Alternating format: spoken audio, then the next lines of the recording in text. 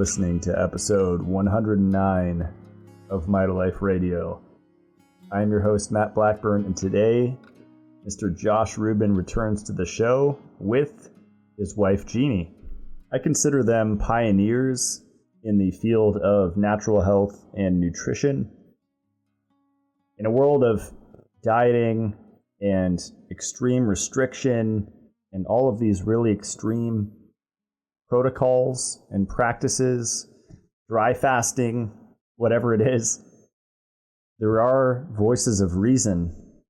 And to me, East-West healing and the RTN method represents that. It's a very foundational, basic, grounded idea that the nervous system controls everything. And if our nervous system is out of whack, then the thyroid will be out of whack, and vice versa. There's this deep interconnectedness between all of the bodily systems. But what I like about Josh and Jeannie is that they emphasize the thyroid piece. Because I used to just think, oh, more iodine, right? Rub iodine on the skin, take kelp supplements. But it's not just about one mineral. It's about the liver. It's about the adrenals, the gut. There's all of these connections of everything affecting everything else. And what I see and how they help clients is with recovering from extreme dieting, extreme restriction, no animal protein or no sugar, no carbohydrates. Both sides of the extreme. And I've been in both. I've been on this journey of healing my metabolism and learning this information, basic information like the liver needs stored glycogen to perform its 500 functions about 2 years ago. And these two were huge inspirations in my life to get back to balance. What they said made sense. It corresponded to my experiences, and I started to implement and really reap the benefits of what they share. And it is simple, but the implications are profound with what this can do to your overall health. So I'll let them explain it. Here's Josh and Jeannie. Enjoy.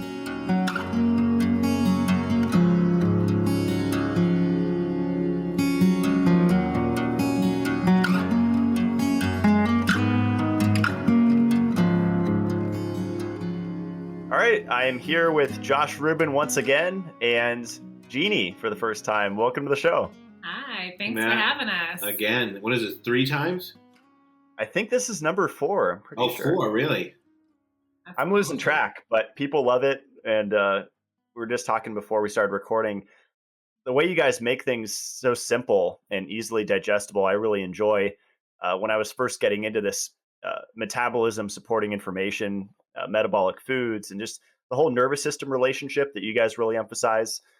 I really enjoyed just how easy it was. You guys made it to understand. And you say that. How it came about. Yeah.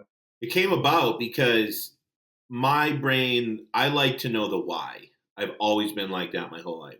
So I like to peel the layers back because it helps me understand something. So I always like to go complex. And that's why, initially I went to school for pre-med, but I couldn't get past chemistry, so that didn't work.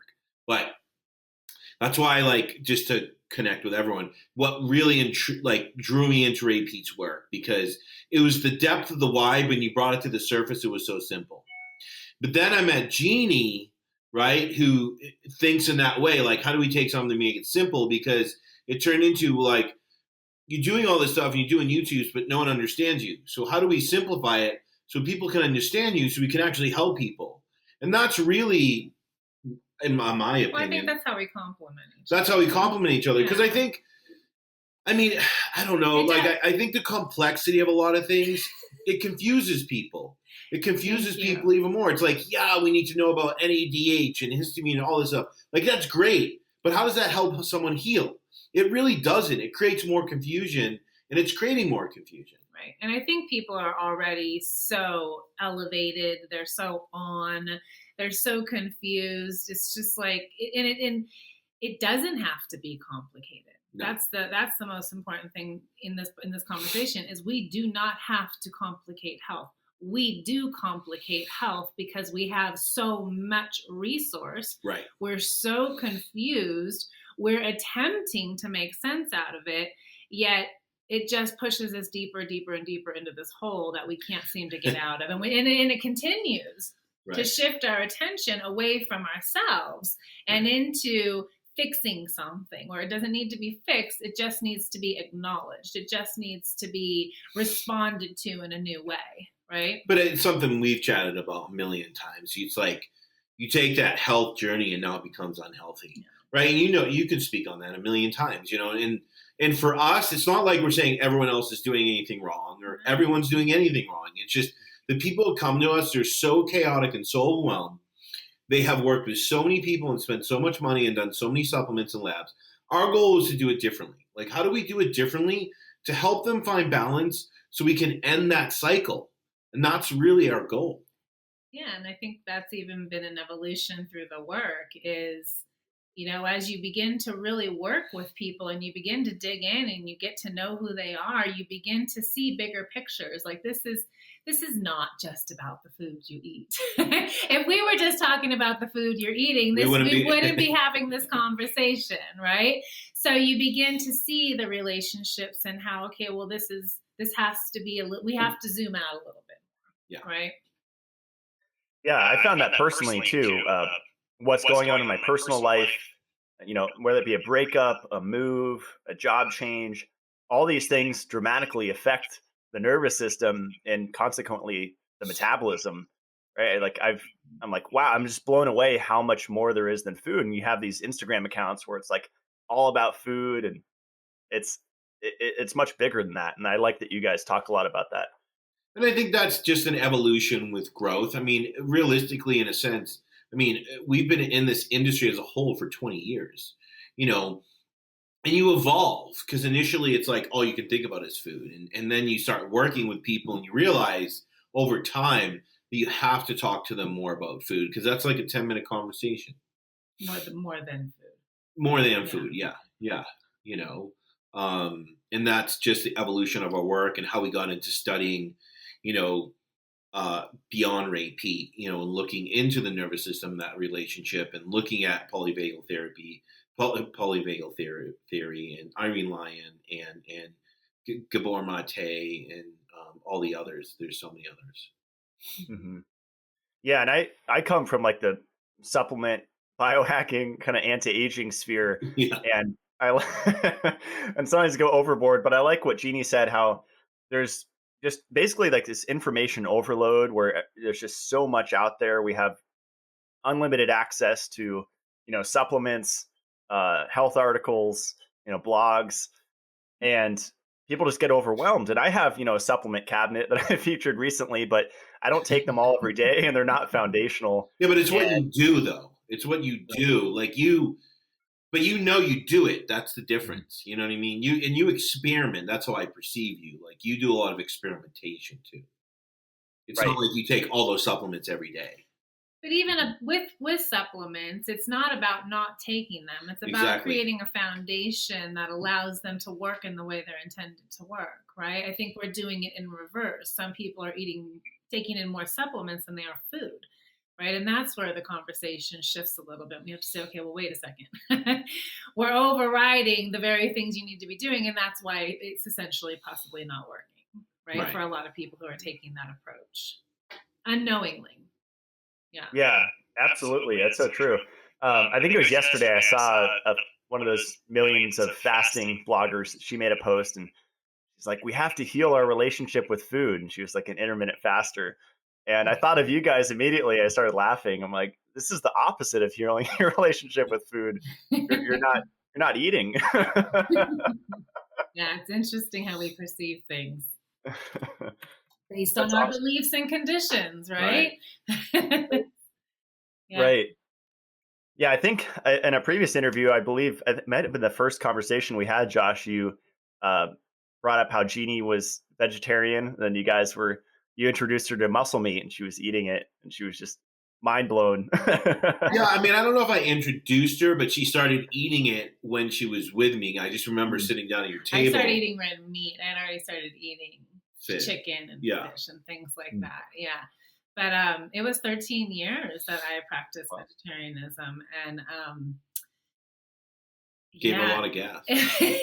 Well, I mean, for me, this whole process of learning and being where we are right now, like Josh and I talk about all the time, it's like I didn't go searching for it; it kind of found me, and it's just kind of been this guide throughout my life of direction, and I've always had this passion for the body, right, and the human body, more particularly the wholeness. And this kind of happened when I moved away from home and to an environment where I was living in the islands and I was in the sun every day, and the food was very different, and it was fresh and it was local, and I suffered with hormonal imbalances my whole entire life. So it was just a different experience of myself that kind of, led me to wanting to know more, to explore this whole concept of wholeness. And that's what kind of led me. There weren't many options back in those days. It was like, if you wanted to be an HHP, but you're going to learn about herbs and massage, and that's great, but I wasn't into massage. That's not what I wanted to learn. I wanted to know how the body worked together. And that's still hard for my brain to wrap itself around. But in this way, again, for me, it was like, why can't I build muscle? Why are my hormones so out of balance? And my body just very intuitively was like, please give me some protein here, and that's where I'm like, okay, we're going to do this. And I just started with chicken. I remember I think I was in a restaurant at the time, to be quite honest.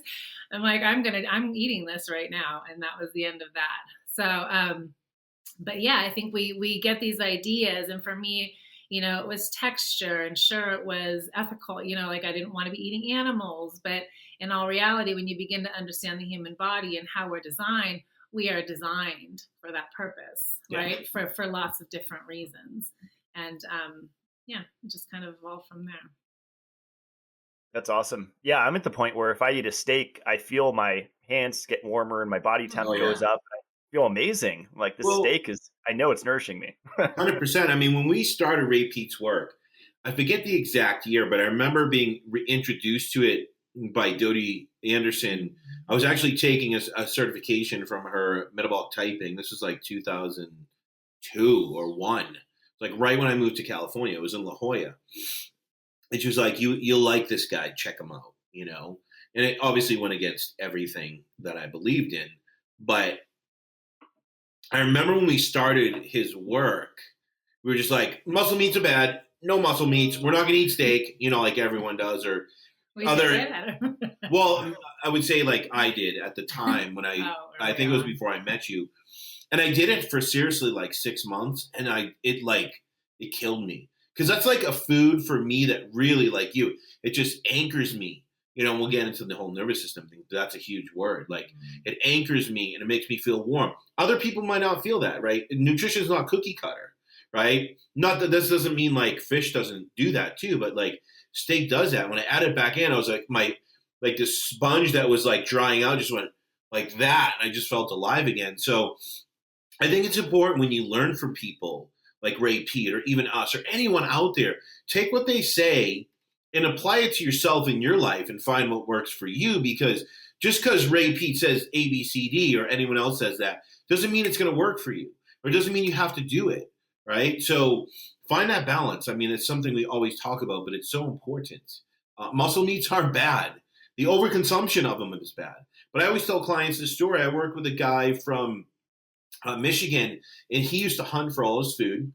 And his wife did all the gardening, all the canning, and all he ate was meat. He would fish in the river and get like trout here and there, but all he ate was meat. And you can say muscle meats are bad, but it was all hunted meat. It was pig, it was I don't know, like deer and whatever, and the guy did amazing working with me. He ate vegetables, he ate fruit, he ate some rice. That was like probably the only thing he would buy, but he did great. So are muscle meats bad? Depends on the person and the context. Yeah, that's kind of the direction I'm heading up here in Idaho, North Idaho. My neighbor's a hunter, and I'm learning how to skin deer from him. And awesome. My idea is just have stockpiles of honey and like wild rice for my friend's company, and some salt, and I'm good. To me, like food security brings me so much nervous system calm, And I think that's an important piece, and all these simple things, they have such an impact when you correlate it to how the body works. And the more we can understand what we need and meet our needs and anchor ourselves and be happy and feel compassion, feel human, then we're in that place in our nervous system where we need to be. And that's important. And I think a lot of people, when you talk about health, it's like we do these things because so-and-so says so, but we start moving away from really what we need to anchor us into that top parasympathetic ventral vagal piece of our nervous system. So then that it doesn't matter how healthy it is, if it doesn't meet your needs, it's not working and it's not anchoring you and it's not vibing or meshing with who you are as a human being. So there's many ways to eat metabolic and live in a way that's healthy. It's just kind of not being so rigid, but finding that kind of balance or vibration that really works for your system. Let's dive into that phrase anchors me, because I've done numerous practices like sensory deprivation float tank that anchored me for a couple days. I've done mouth taping that anchored me because I think I mouth breathe somewhat when I sleep sometimes. And there's ways to do it beyond food, right? There's many ways. Breathing exercises you guys talk about a lot.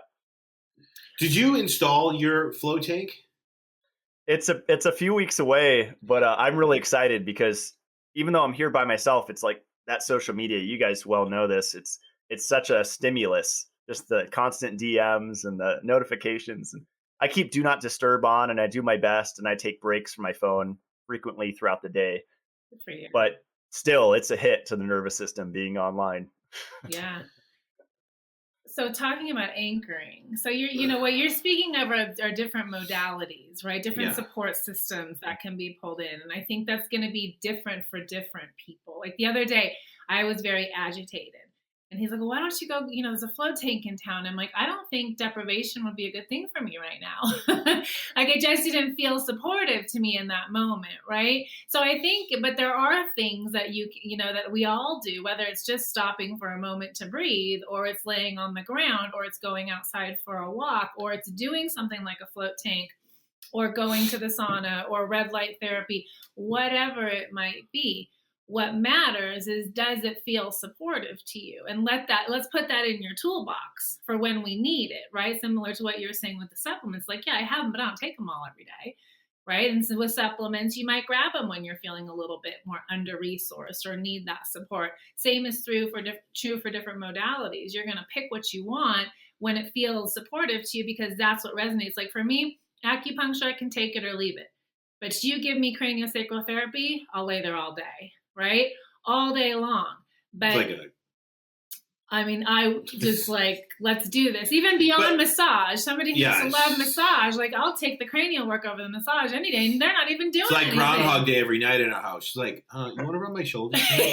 I'm like, I'm crippled right now. I can't, because I do them every night. Can you adjust my ankle? Can you adjust my ankle like every night? But my point is that these are really great things to do. But what I find a lot of people doing is they're going and they're checking the list of, okay, well, I did my skin brushing and I did my meditation and I've done my breath work. I did my breath work. And that can be overwhelming. So it's really, when we come to nervous system and we think about what it really requires to heal it, you're really working with it. Like an infant nervous system, when somebody's in a very, very compromised metabolic state, there's such a lack of resiliency there, and they don't know how to regulate their nervous system. So rhythm and structure and stability are all such critical pieces. It depends what piece you're in. This is the awareness people have to bring, and it's challenging to do. But, there's three pieces to your autonomic nervous system. Everyone says parasympathetic, sympathetic. And it kind of isn't like that, but you have parasympathetic, like the top rung, that's like rest and digest. We're good, we're calm, the world is good. I know what to do to make myself smile, feel anchored, nourish myself. That's ventral vagal. Next is sympathetic nervous system. That's like, I have all this energy, I don't know what to do with it. The world is slightly chaotic, right? Just to go back. The top one is the social engagement. The nerves connect the facial muscles with the heart, right? And you actually start developing that when you're a baby, because you see mommy if you cry out, right? You connect those kind of the organ with your facial muscles. Next sympathetic, that's like mobilization, running from a lion, right? Getting on a roller coaster. But that's like, I have all this energy, I don't know what to do with it. The world is a little chaotic right now. That's like the feelings of being in that sympathetic state. And then the dorsal vagal is the kind of like freeze, immobilized state. I don't really know what to do with myself right now. The world is just sucks. It's imploding. I'm suffocating, right? Or even as far as I don't know what to eat. I don't know what to do. Right. You kind of just given up. You're frozen in a sense, right? Paralysis. So depending on what state you're in is going to dictate kind of works for you, right? Because if you're in a sympathetic state and you need to feel anchored, it's almost like, what can I do to get rid of some of this energy in a sense? Or what can I do to kind of like calm some of the chaos, right? If you're in a frozen state, some people like aren't going to go, yeah, let me go do deprivation or let me do vibrational therapy. That's just going to wind them up. They can't even connect with it. They're going to say, well, maybe I'm just going to lay in the ground. What can I do for my body right now just to nourish it? Maybe I'll just splash some cold water on my face, right? Maybe I'll just step outside and take a deep breath. So what we do for our system is really going to be dictated by the state that we're in, because you can throw yourself way off by not giving yourself what you need in a sense.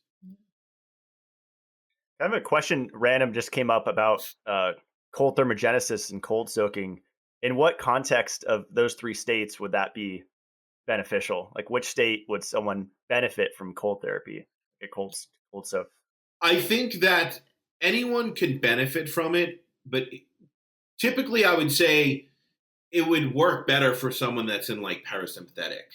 Definitely not sympathetic because it will push you sympathetic. Dorsal vagal, I think that it would be way too overstimulating, especially sitting in it. You know, the person in dorsal vagal might go like, let me splash cold water on my face to get that response. Or let me turn the shower on cold for 10 seconds, then let me go warm. Versus stay in a cold bucket of water or whatever, freezer like everyone's doing. And this is the problem because, and we've talked about this before, it's like the Wim Hof method, the breathing and all that, and the ice. I don't have a problem with it. But when you look at the person, most people aren't in the parasympathetic state. They're in sympathetic or dorsal vagal. You can see it, especially right now with the pandemic. Most people are frozen. The world sucks. It's ending, right? Or it's chaotic. So they're in that sympathetic, right? And then you go into ice, what happens? What does Wim Hof want to do? He wants to make himself more sympathetic to withstand the cold, right? That's what he's doing. So you don't want to push yourself there on purposely. And if you're in sympathetic, it's going to make it worse. And then you start hyperventilating and doing his work. You're expelling so much CO2, you become even more sympathetic. So doing that in those two states, in our opinion, would be super counterproductive. And that's why with supplements or modalities, we're always like, who is the person? When do they need it? And is it going to work for them? Because I don't think everyone needs cold therapy. And same thing for sauna, right? It's a similar stressor. 100%. 100%. Yeah. Like for me, that extreme heat just gives me like, it depends on the state that I'm in, but a lot of the time just going in a sauna, it's just more anxiety provoking. Like I would rather the sauna be like an igloo. Like that would be more calming for me. You know, we used to go to like this spa down in San Diego, and they had a jacuzzi, sauna, and they had it was like a cold bath. You walk down into it, it fit one person, and it was a cold bath. It was like 45 degrees. I used to love it. Like that for me is super relaxing. Yeah. But she's the opposite. I'm the complete opposite. That's awesome. Well, so let's kind of dive a little deeper. So you described the three pieces of the nervous system. And I kind of want to get into the adrenal, liver, thyroid connection, because those three systems are kind of connected in the overall thyroid nervous system relationship, right? Adrenal what? Adrenal, thyroid, liver. Yeah, when it comes to the nervous system, Matt, it's our interpretation of the world. So it kind of dictates our physiology, Yeah.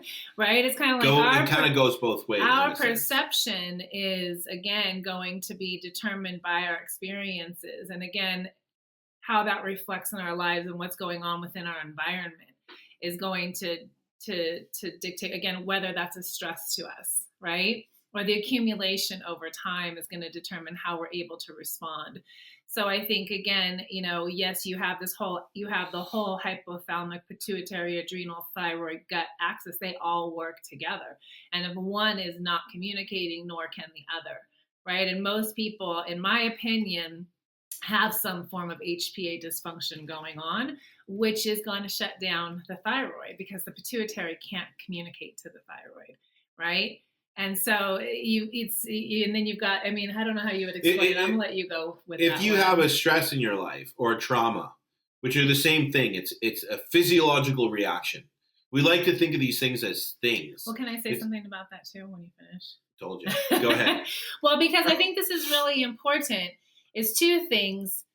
The level of resiliency and our ability to complete the stress response is one. And the other one is the lack of resiliency that we're stuck in, and the amount of stress that we are being bombarded by creates these micro traumas. So just to kind of put that in alignment with what Josh is saying, that it does not need to be an event. It's a physiological response in the system. Well, there is an event, but we look at it like an event.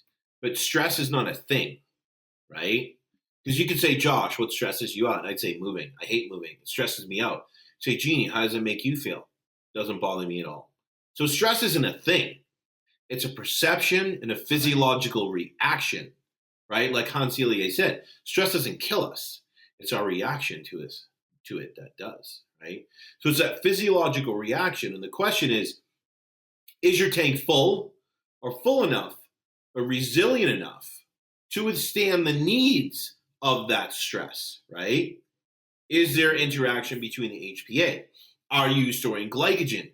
Do you have enough minerals to produce thyroid hormone, to support the adrenals, to support the relationship between the adrenals and the thyroid, to produce energy, to keep that feedback loop going, right? So we can go from being stressed to homeostatic state. We got off the roller coaster, right? That's where we should be. Like our buckets are full, we're resilient, we can utilize, we withdraw some, we come back, we deposit.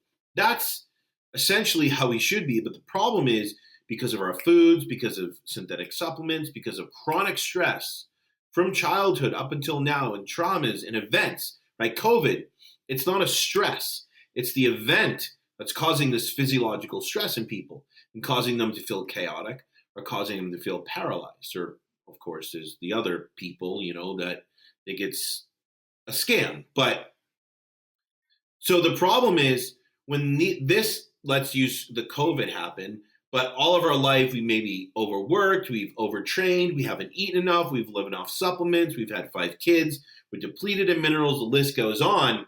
Now when these stressors hit, or these traumas happen, we don't have the buckets are not full, right?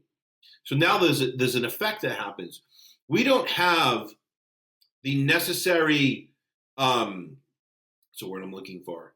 We don't have the fuel to meet the demands that are being placed on the system. And that's essentially what Hans Selye coined is a stress. It's when the demands exceed what the system can handle, right? So if we have stuff to handle stress, it's not much of a stress because we can regulate. If we don't, now that stress becomes a physiological reaction. Now we have these negative effects on our minerals, the HPA axis, the HPT axis, the list goes on. Right? Because we're not storing liver glycogen, we can't convert thyroid hormone. And now that's a huge piece because those minerals, the glucose, the sun, the thyroid hormone are all used in your cell to produce CO2. And that CO2 allows us to produce energy, allows us to produce mitochondria, put money in the bank, auto-regulate vagal tone. And if we can't do that, what happens? We can't regulate vagal tone. We become more chaotic. Right? We become more in debt. We keep withdrawing money. So it's really our life and everything happening that creates the resiliency or not to handle the stress. That's awesome. Yeah, one thing I learned from you guys is that if we have a chronic release of cortisol and adrenaline from all that stuff, then the adrenals, it's not necessarily adrenal fatigue, that's what you say, but that the liver can't store glycogen if the adrenals have been constantly pumping these things out, right?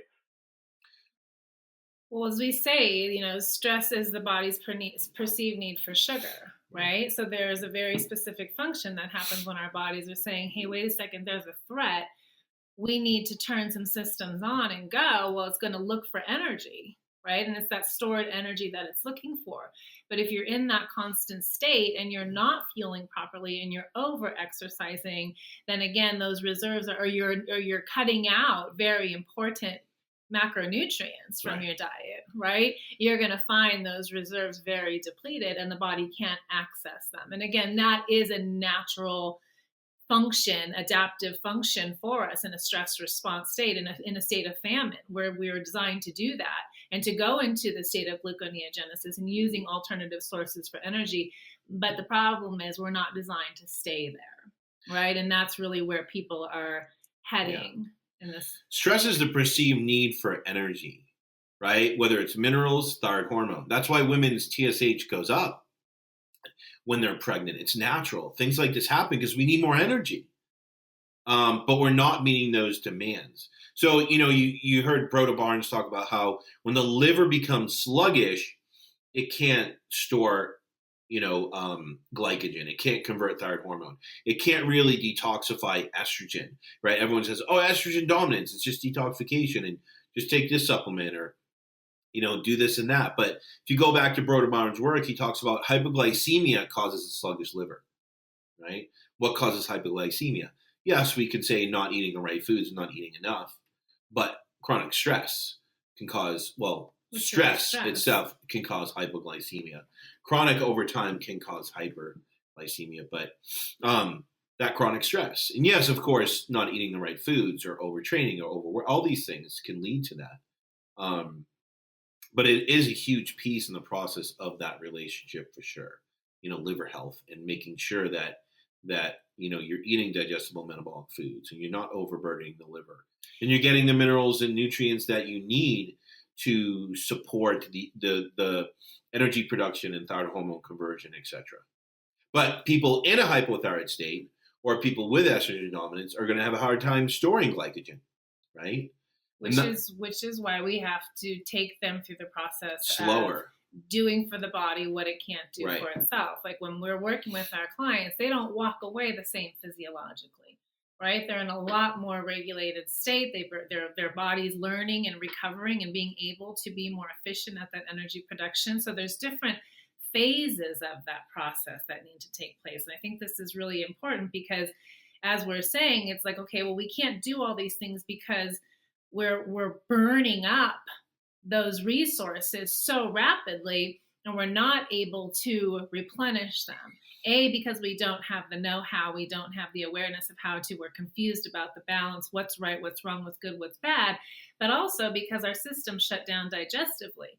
So we have to come back to this whole idea of how do we begin to regulate to be able to replenish, right? Because we can take all the supplements we want, but if we're in that unregulated state digestively, we're not going to be able to uptake, we're not going to be able to replenish. It's really getting to the point to support the body to do what it's designed to do.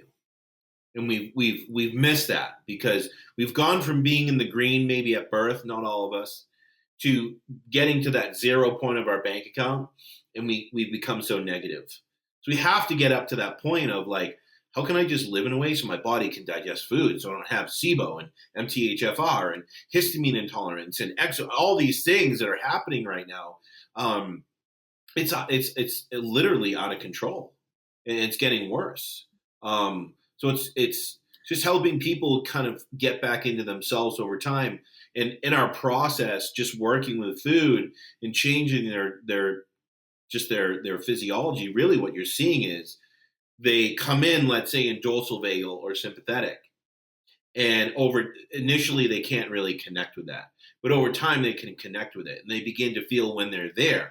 And then they learn over time, well, how do I get back to here? But when I come here again, how do I get out of it? And that's where they end up in the end. And you go from a very reactive state, to a place of now I understand and now I can control and feel. Empowerment. Yeah. I'm sure over the last 20 years, you guys have seen like the rise of these multiple different types of fad diets. And I think the fruitarian diet kind of crescendoed like a decade ago, like Victoris Kulvinskas, and there's a whole crew and these raw food festivals and stuff. And then now there's like a bunch of fruitarians and a bunch of carnivore people. And I think it's so interesting looking at it from this perspective, because now people are either protein deficient or they're carbohydrate deficient. Right. It's like there's not a lot of people doing both. They're into food combining and all these complex ideas. Yeah. Anything that's going to avoid us having to really feel or look at ourselves and what's going on. And that's okay. I think that, again, everybody needs to be where they're at, and it's perfect, right? It's obviously extreme, for me, if you want to correlate it to like a nervous system, place, I would say they're kind of in that sympathetic place, very chaotic, kind of extremist. But I also think, without getting technical, some people just need to grab onto something to get the journey going. It's like you did keto at one point. It worked for you at the point you were in your life, but it was an evolution to get you where you are today. It woke you up a little bit, And I think that's why, we don't really we do some of it, but not a lot. It's like we understand when people are doing keto and carnivore and veganism. And we don't like to bash it because we understand that everyone has a story, and those people are doing what they need to survive at that time. And at some point, maybe they will change. If not, that's fine. It's not my journey. It's their journey. But I think for some people, it's that simple. They just feel like crap, and they just need to change their diet to anything to create a change. And it's the beginning of that change that's going to push them down a better path over time. And of course, some people lose their way and they go even more extreme, or they injure themselves. But, I think that's just another way to look at it as well. Yeah, I like what you said, Jeannie, about people do whatever to avoid looking inward. And when you start to kind of work with food in a healthy way and heal your metabolism, my experience has been like it turns into like a spiritual journey. Very much so. Yeah. Well, you begin to see, and I think this is a process a lot of ourselves and the people that we work with go through. It's just like you begin to see really the bigger pieces that are influencing you emotionally, right, and physically. And so often as we're working with people and helping them regulate the system, we're noticing those things.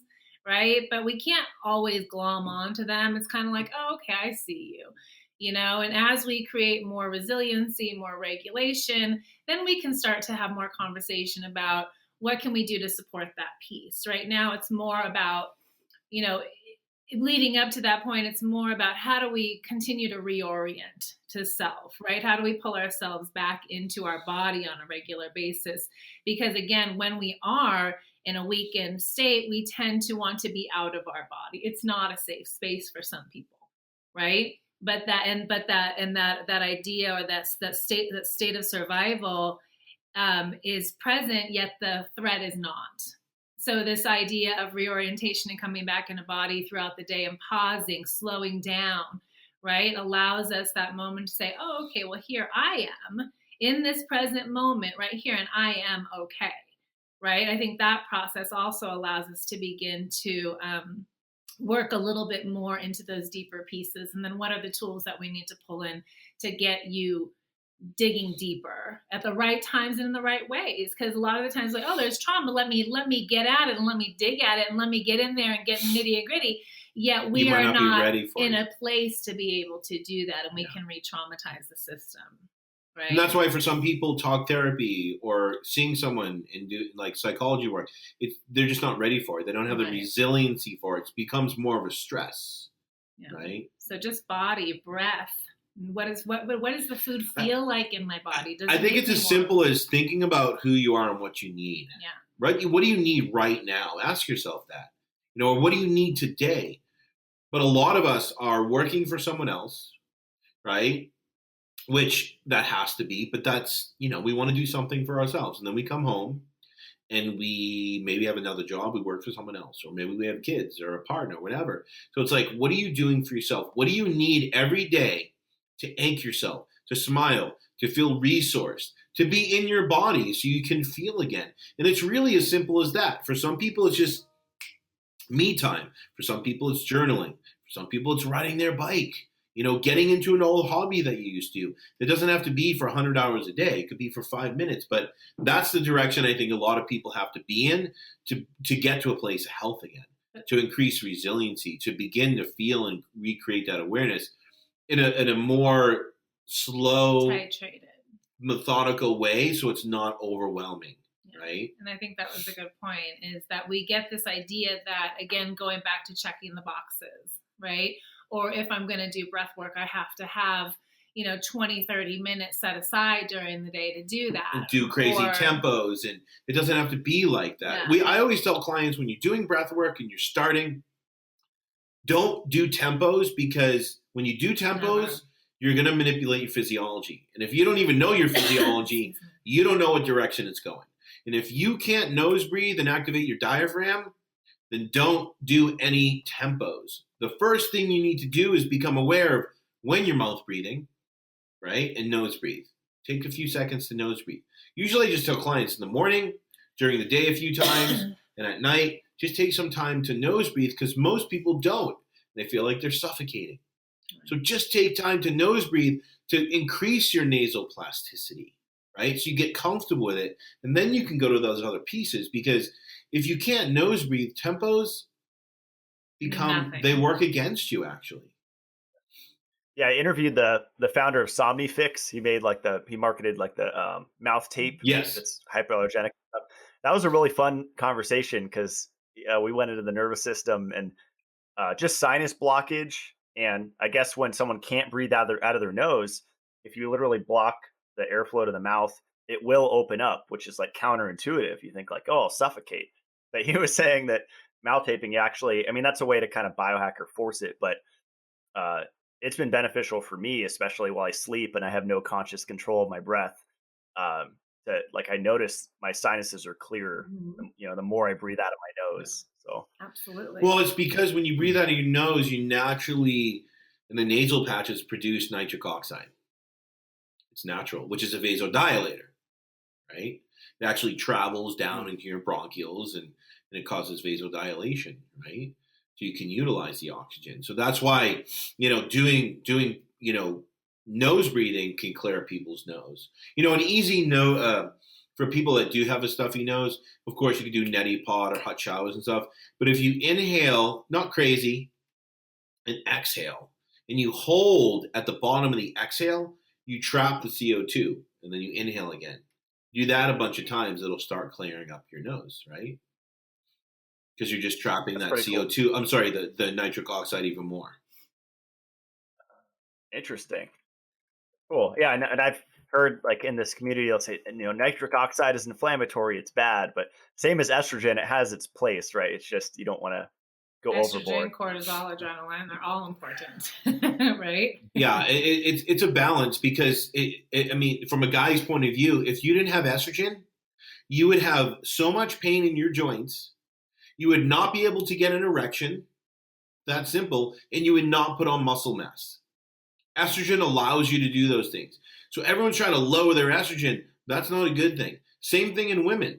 This is why women, when they get older and they go into menopause, and they start to get vaginal dryness, depression, they're super cold all the time.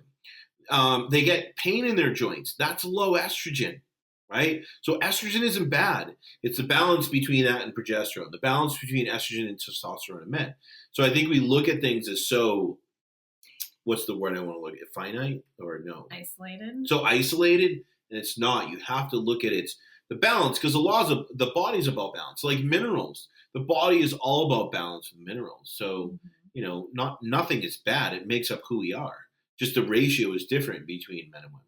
And even speaking to estrogen for women, we're so used to seeing this progesterone deficiency, estrogen dominance, where, in my practice and with my clients, we're seeing a lot of estrogen deficiency these days, because people are just really, it's really life itself, our general understanding of our body's health, how to support it, is making it almost impossible to produce these hormones, right?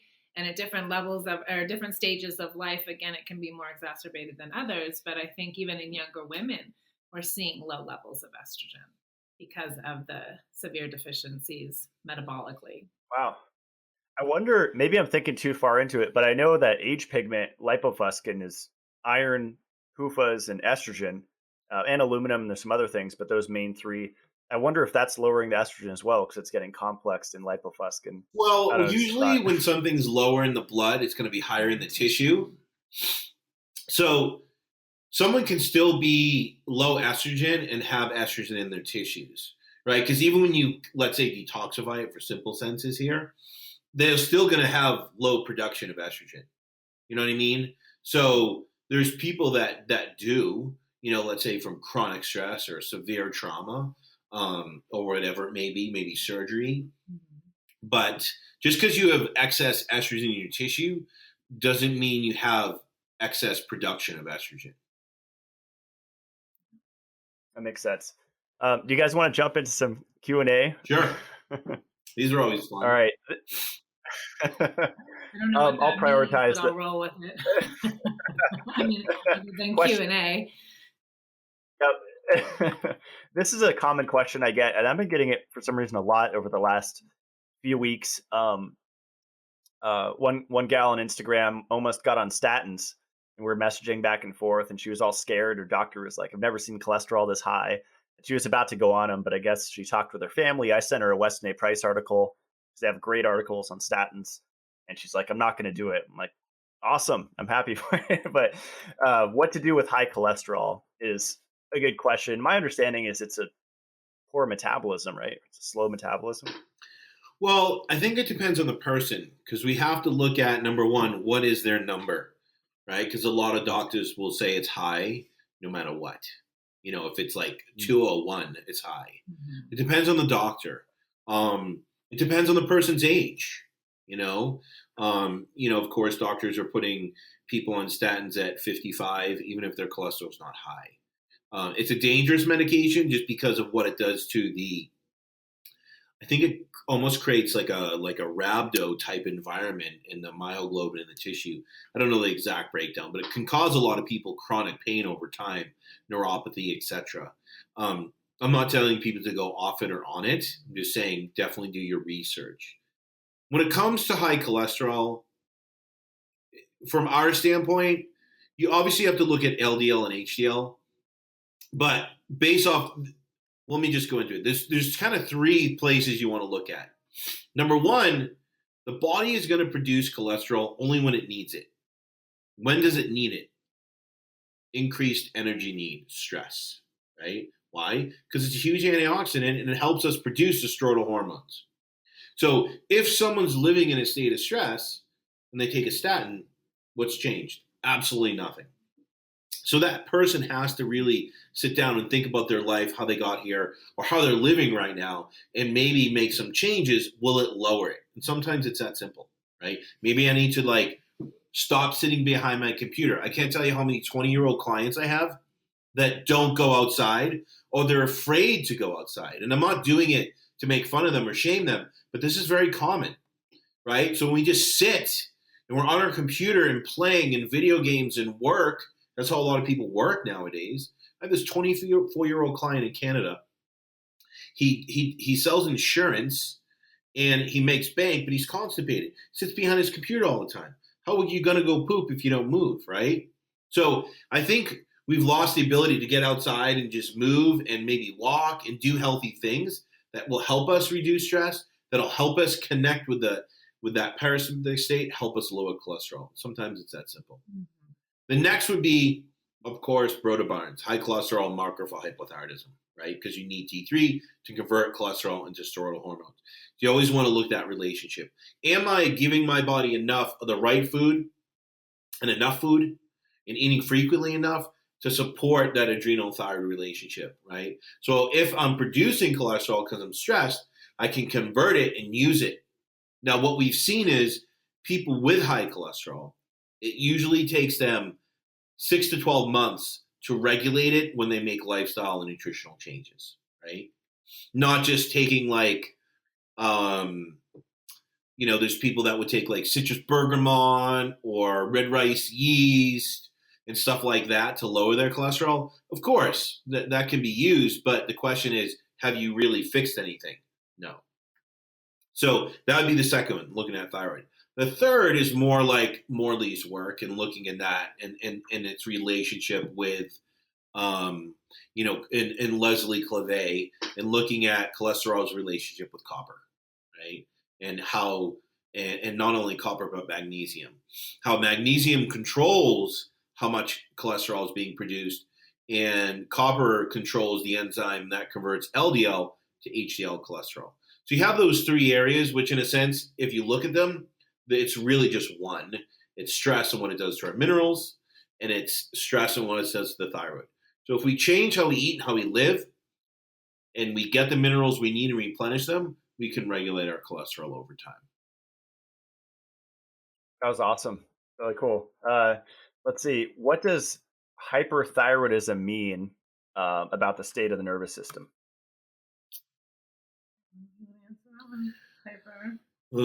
Like, we talking graves or just like? It's kind of vague. Yeah, I don't know. You can go where you want. Hyperthyroidism is misdiagnosed a lot because TSH can lower, cortisol can lower TSH. Mm-hmm. But if we're talking like graves, if you look at the spectrum of health to being functional hypothyroid, etc., graves is like the end of the spectrum.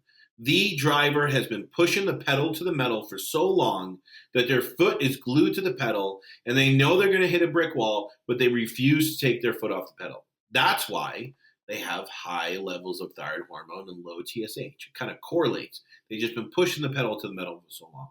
So what does it really mean? That's what it means. It means that you've been living way beyond your means for so long and you haven't really been aware. Maybe you were never taught. Maybe you can't connect with it, but that's what you have to do to take your foot off the pedal so you can decompensate backwards. Awesome. You brought up magnesium and copper. Someone asked, why does magnesium seem to make me freak out the next day? Is it detox? I don't think it's a detox. I think two things, we've talked about this before, is there's many types of magnesium. I think that the only ones you really should be taking for the purpose of kind of like what we talk about and you talk about is bicarbonate, malate, glycinate. A lot of people say, well, threonate. Glycinate does the same thing and it works way better. So anything else, I don't want to say is useless, but it's not going to work to the degree that these three would. So we've talked about this before and we've written a post on it, is your ratio of sodium to magnesium is, I think, 4 to 1 or 5 to 1, right? From chronic stress, we lose sodium. Body's all about ratios. We lose sodium. It says, well, I need to lose potassium because I need to balance that ratio. And we're losing magnesium. If you replenish your magnesium when your sodium's low, it can actually overstimulate the adrenals and the sympathetic nervous system. Why? Because now you inverse the relationship of sodium to magnesium. And now you make it 1 to 4.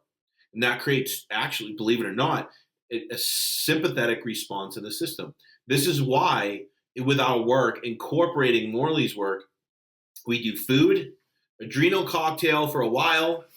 Later on, we do magnesium because we want to build up. We want to stop the stress response with the food. Prime the pump. Build up, prime the pump, build up the sodium first before we add the magnesium. And oftentimes, Matt, again, in that place where if you want to begin that replenishment with sodium and potassium and start to use magnesium, typically not through supplementation, right, but through foot baths, oil on the bottom of your feet, Epsom salt baths are going to be a little bit more of a gentle introduction to the body. Yeah, perfect.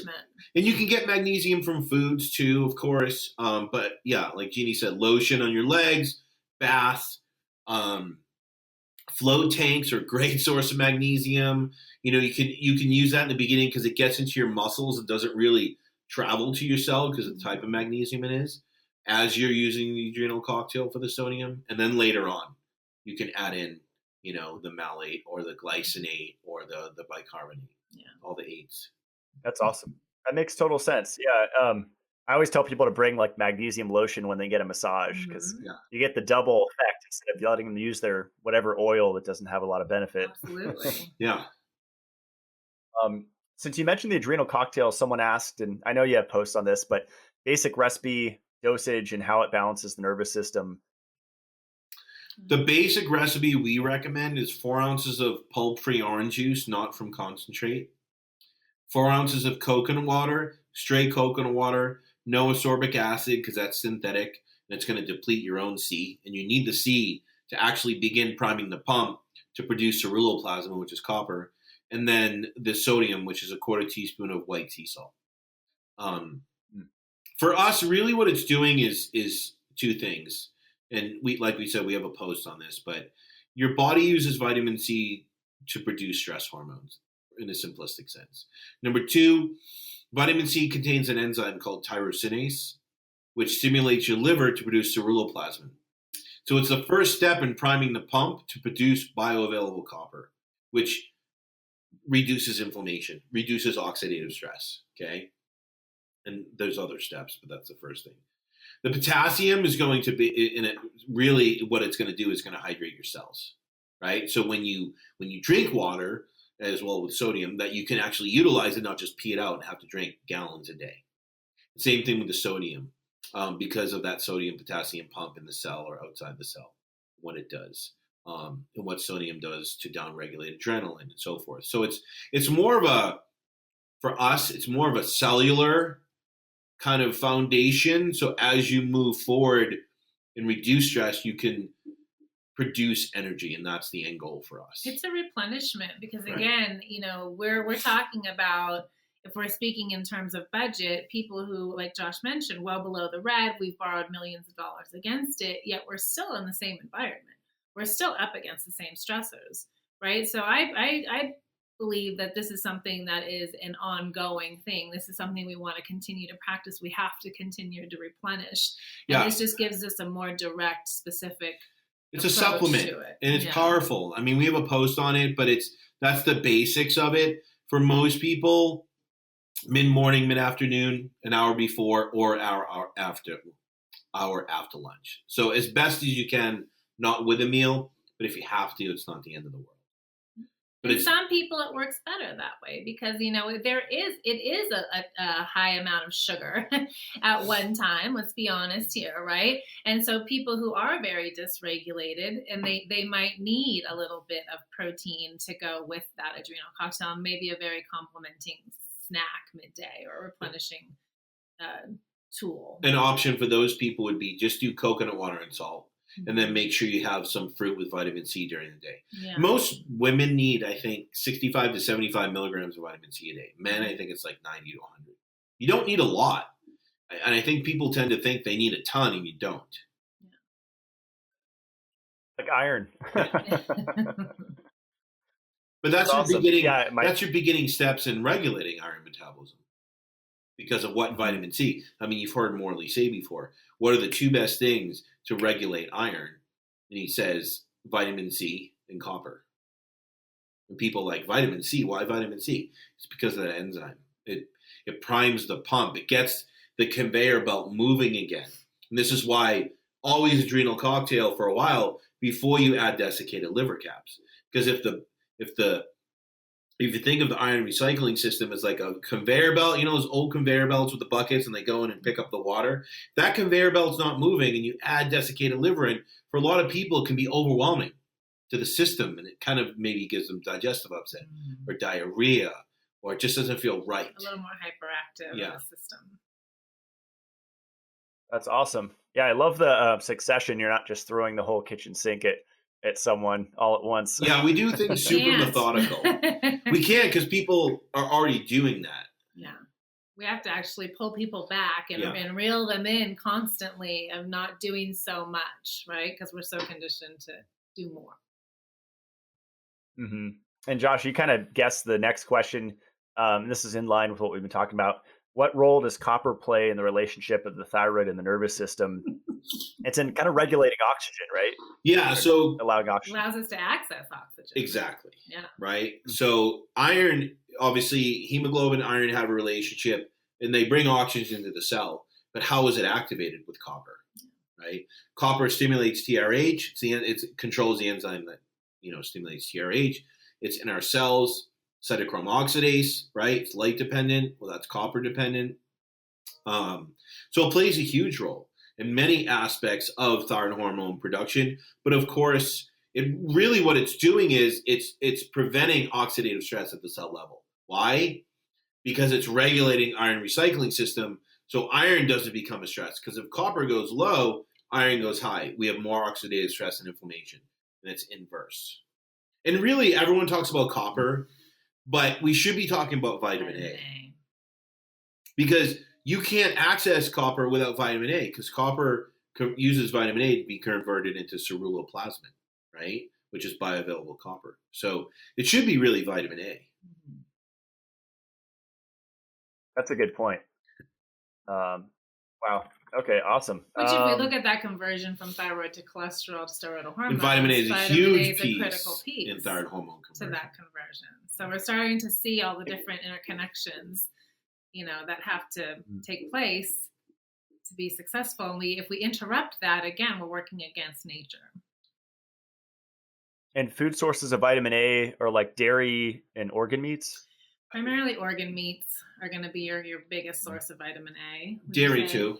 Dairy. Yeah. Dairy and organ meats, liver. Mm-hmm. The problem is you want to make sure your liver, organ meats are organic, whatever you want to call them, or just hunted. Why? Because it's been shown that organ meats that aren't, let's say it's from conventional, they have really high amounts of iron. So typically the copper to iron ratio is 30-1 copper iron.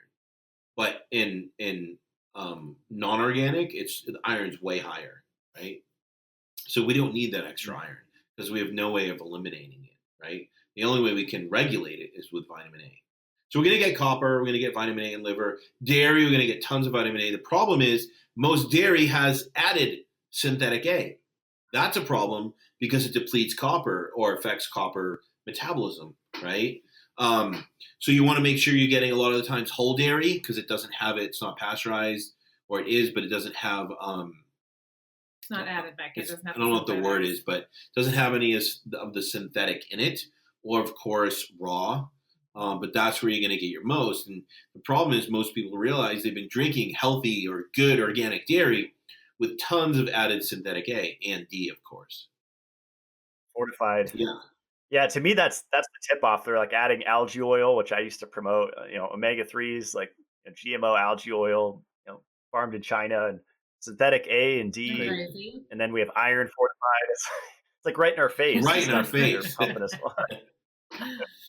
It's hard because it's added to a lot of stuff. And, it's like if you get 1%, 2%, that's great, but it's usually added. Whole milk, a lot of the times, it's not added. So that's where you want to go towards, which you're going to get the vitamin A and not in synthetic form.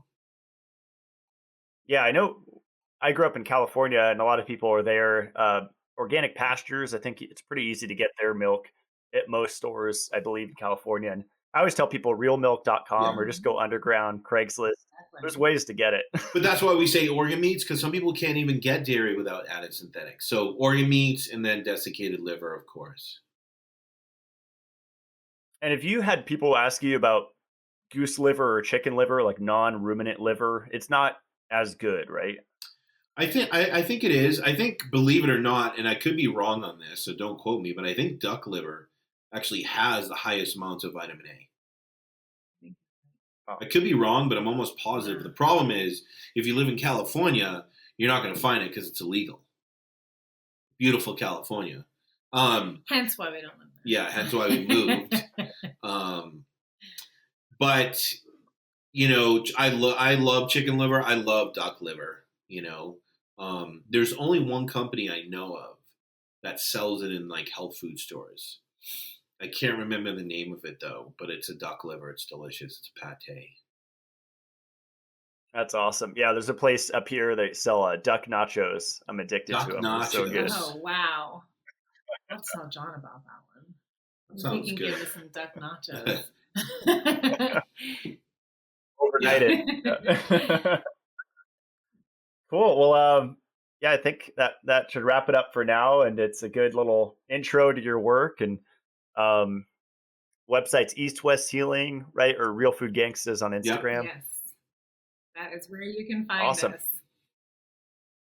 You guys do the RTN, so it's Restoration Thyroid Nutrition. coaching, and you guys, I think your group coaching is coming up, right? We're doing it Starts every, next week. yeah, we do one-on-one coaching, obviously. And then our group, we're working with a new team, but it's going to be basically 2 months, month off, 2 months, month off, 2 months. So we're going to do it 3 times a year. That's awesome. You guys need to take some breaks, right? Well, we just, believe it or not, stopped. We have to practice what we preach. We live by that. We just stopped seeing clients on Wednesdays. Yes. So it's a day to like get caught up, do a lot of work, film some reels or videos, and just kind of breathe a little bit. I like your drumming reels. Those are the best. Celery sticks. I've just been feeling lately that Instagram and the health industry has become so serious. It's so repetitive. To me, it's becoming so boring that I just breathe some life into it. I just had to do it differently because I'm sick of all the same stuff. Even me posting the same stuff. I'm over it. Yeah, I get tired of hearing my own voice doing the podcast and everything. And I think people tend to take life too seriously, and you kind of have to laugh at yourself and have fun and joke and be able to take a joke, right? That's a sign of a good nervous system. It really is. It really is. You have to find joy in what you're doing. And I think for some people that could be the most powerful tool, right? Is coming into those things that really resource you. Is that there's so much power, and your emotions will override your nervous system way before your food will. Yeah. So critical piece. That's awesome. Cool. Really cool. Well, thanks, guys. This was awesome. I'll put all the links below, and we'll have to do it again sometime. Sounds great. Thanks so much for having us. Obviously, you'll let me know when you put it out. Right on. All right. Thanks so much. Stick around as I close out the show.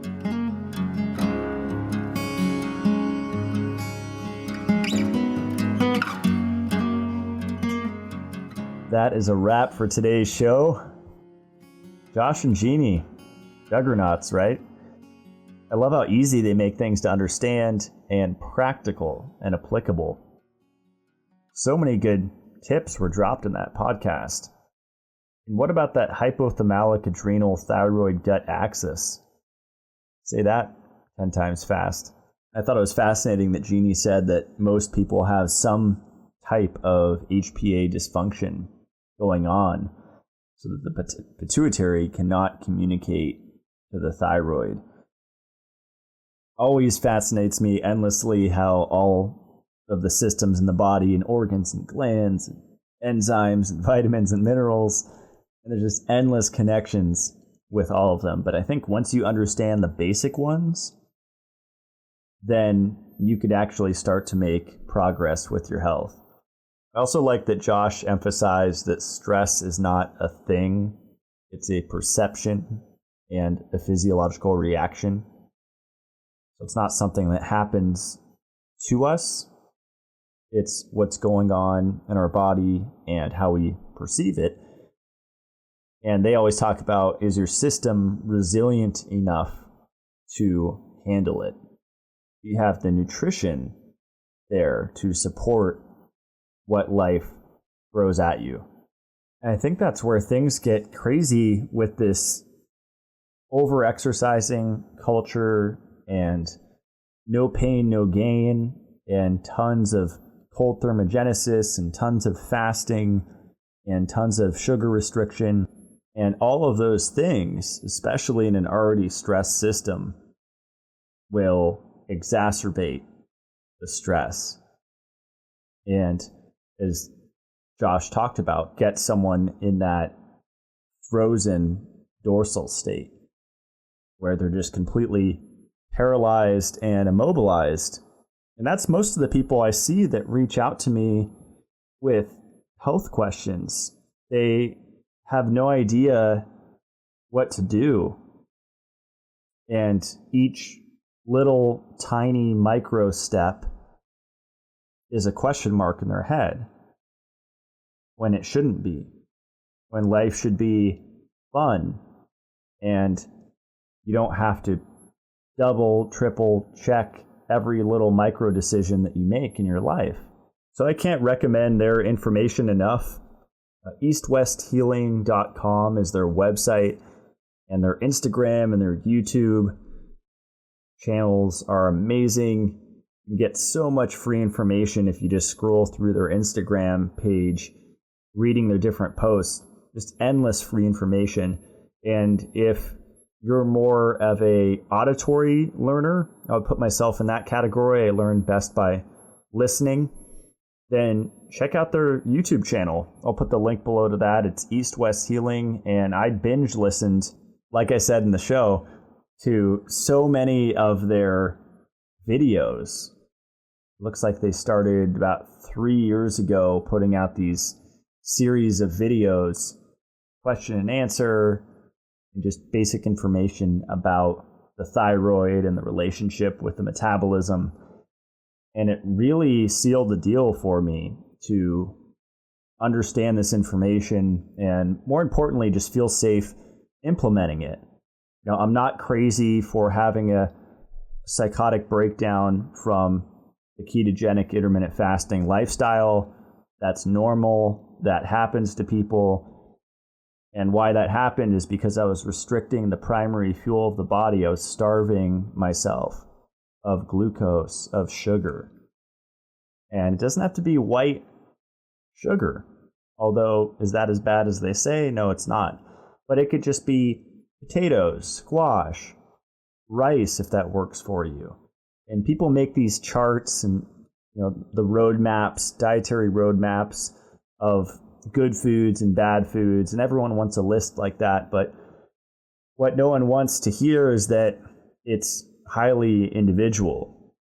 But don't freak out about all of the things that they talk about, like lectins and oxalates and phytates, even gluten, in my opinion, although at the beginning of someone's healing journey, they do better with gluten-free grains.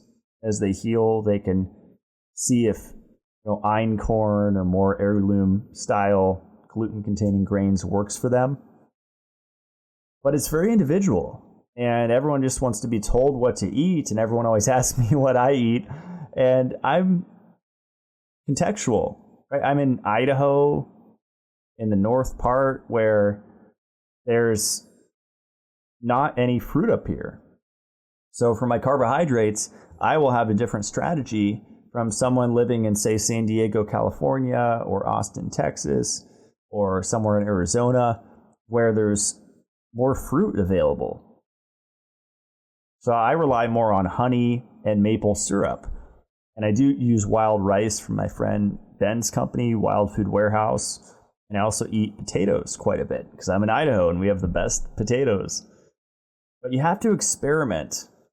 And it's not necessarily what are good and bad foods. It's about finding what works for you. And that's part of the fun. Don't make it complicated. Don't overthink it. And I think what people often forget is that the liver is meant to detoxify things.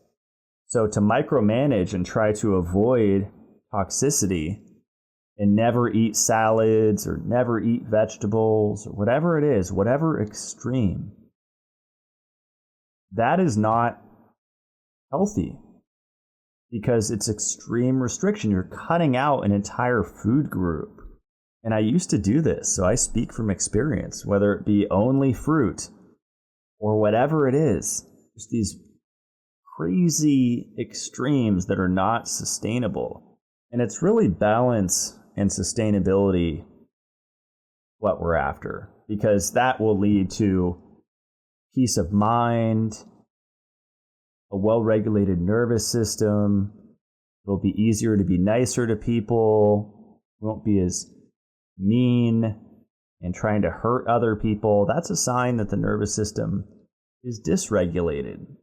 I'm eternally grateful to have come across Josh and Jeannie's work. They've been huge in my life to help me just improve my life in every area. And it's become just autopilot to where I don't have to think as much about what I'm doing. I'm just automatically doing it. Oh, I should regulate my blood sugar. Let me eat something. Let me have my bone broth with my steak so that it's balancing out the inflammatory amino acids. Just these little pieces makes such a huge difference. So I'll put the link below to their website, to their Instagram, and then their YouTube channel, which if you're completely new to this stuff and your mind's blown and you're just completely lost, check out their YouTube videos. I think number one, Conscious Nutrition. I really liked that series. I thought it was really well done. And just watch one a night or something like that, or watch them or listen while you're driving, and start to understand how powerful this information can be. And if you feel inclined, join their group coaching program. A lot of people have gone through that with incredible results. So they do that, like Josh mentioned, every so often. So check out their Instagram or reach out through their website. And as always, if you want to support me and the show, you can go to my website. That's matt-blackburn.com. I have my featured products up there. Water filter, magnesium bicarbonate, my favorite liver capsules from Satchery, my favorite collagen from Satchery, the Blue Shield, which they actually just came out with a new portable called the U1 that I've been playing with, which is amazing. I mean, when I go out, heads turn, and I don't think it's because I'm a super good-looking guy. I think it's because the scalar field is hitting people, and they're like, whoa, what was that? What just happened? And they don't realize that I just gave an anchor to their immune and endocrine system. That's also a way to make the world a better place, just to carry this thing in your pocket. I never leave the house with it, especially if I'm going into a city. I believe it was episode 10 or 11, I interviewed Brandon Amalani. He's the U.S. distributor for Blue Shield, and we talked a lot about electromagnetic fields, and the way he described it was really cool. So ideally, you would get like a plug-in or a cube or a home unit and get the mobile. And this, I believe, is a huge missing piece to health, because electromagnetic fields cause a lot of effects in the body. I mean, every day someone's messaging me with digestive issues. I guess almost pooping your pants is like a common problem from what I've seen with people. And so what's the deal with that? Well, maybe the pH of your saliva is changing because of being in these fields. That's going to throw off your entire digestive process. So if you can somewhat mitigate these fields, my combination is the EMF protection clothing that I have on my website, plus the Blue Shield. That's like the basic protection that you need. And then people get crazy with necklaces and all of these other things. I think these are the basic things. And then, of course, having some magnesium coming in, which will help protect at a basic level from the EMFs. Those are the main things. And then if you can kind of expand from there if you want. I actually stack that clothing with EMF blocking underwear from my friend over at Fawns, which I have on my site as well. So check all that out. Most of the things on my website have discount codes with them. And I talk about a lot of this stuff on my Mitolife Academy YouTube channel. So if you're not aware, I have like a private membership club on YouTube, and there's 3 tiers you can pay for: a basic, intermediate, and advanced. And each tier you get access to more videos. So if you do the advanced tier, you get access to 4 videos a month and a Q&A where you can ask me questions once a month. And that's a lot of fun because I'm always trying new stuff every month, trying something new, whether it be a device or a supplement or a protocol. And so I can talk about that at length in that Q&A, and you can ask me specific questions there. And Mitolife.co, that's my supplement company that I started a few years ago, and I'm really happy with how it's grown. And it's basically the vehicle for my CLF protocol: calcification, lipofuscin, and fibrosis.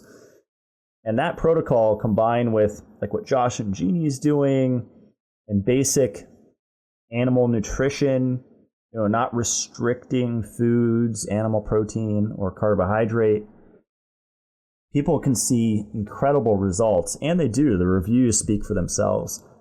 You go to my site and then you click on each product. You can read the reviews under it and what people say about it.